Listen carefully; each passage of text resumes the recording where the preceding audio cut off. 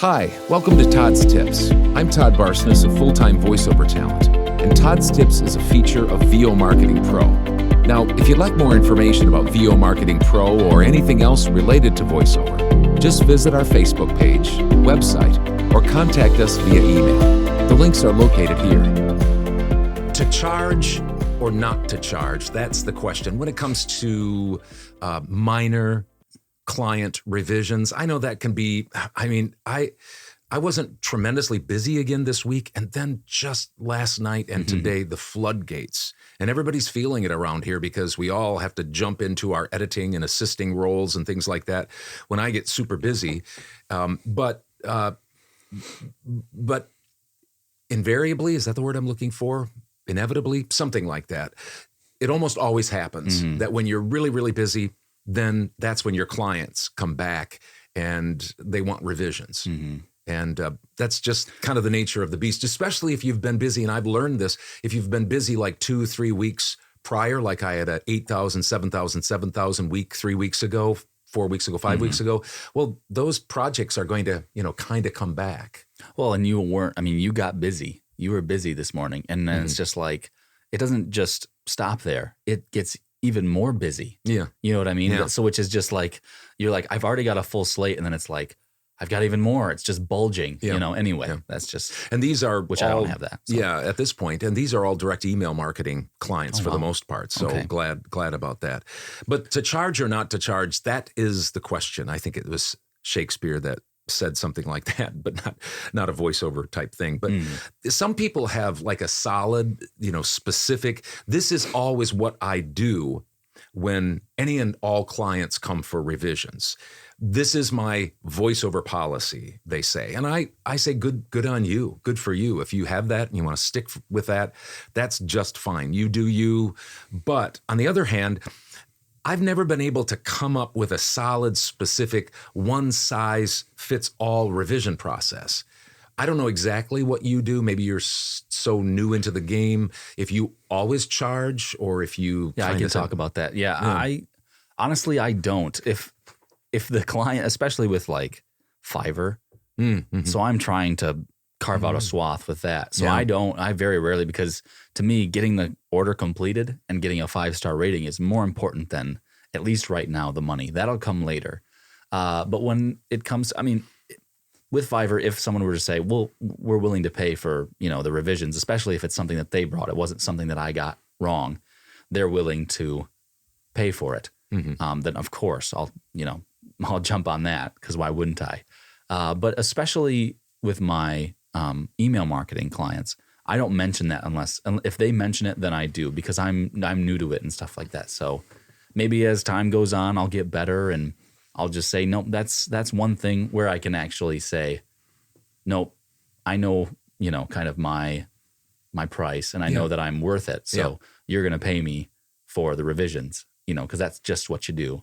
So some people might say, no, even though you're new to it and stuff like that, you should still set that precedent. Stand your ground. Yeah, right. So I just don't right now, unless they say it anyway. Yeah, and I do realize that, I realize it more than, or just as much as any of you who are full-time voiceover talent, that revisions cost my company time and thus money.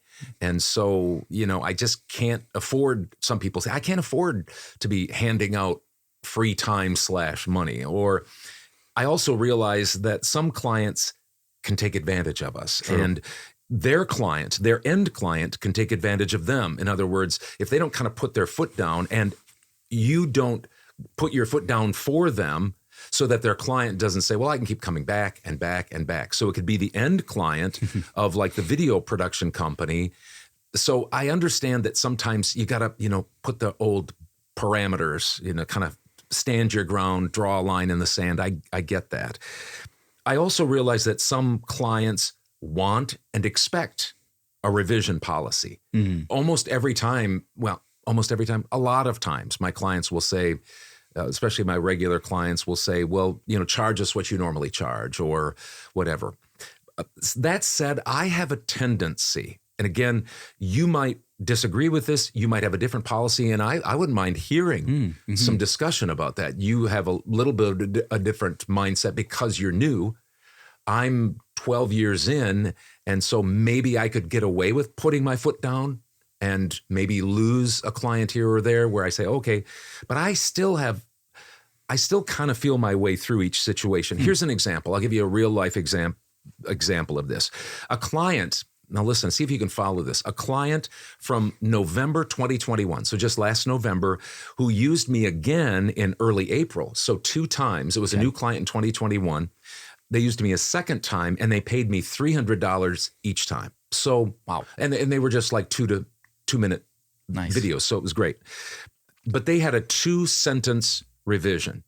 And I decided, what do you think I decided? I think you, did you decide to have them pay you, or did you, because they already paid you fairly well for that, did you just say, you know what, it's worth it to keep them coming around. I don't want to burn a bridge with them, so I'll do that. I mean, 2 sentences.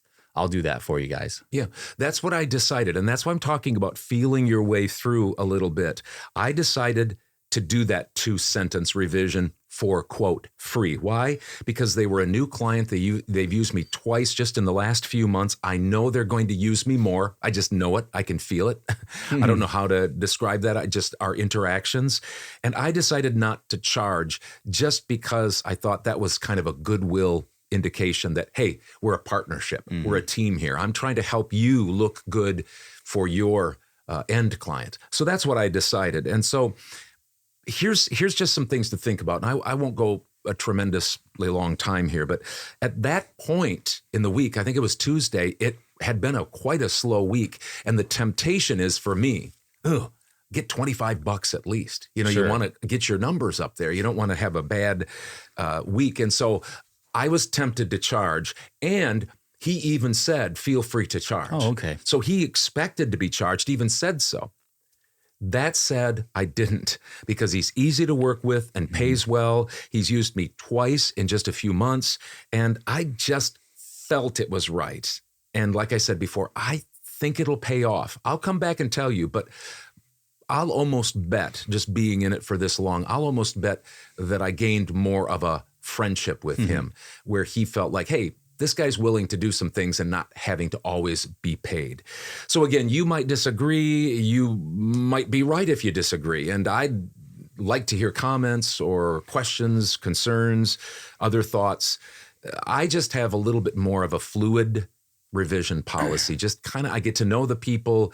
And if I start to feel like they're taking advantage of me, or they're not a good client, and I maybe even want to put some obstacles in their way, seriously, then I say, you know what, it's going to, I'm going to charge you this. And if they go, I don't like that, well, I'm not exactly hunky-dory with working with you. And so this is a way to see if you're willing to work with me. And is that kind of back to, as I'm trying to kind of filter through some of those comments, is that back to when you said, you know, some people might disagree with you, and that's back to your business is none of my business. Yeah, right.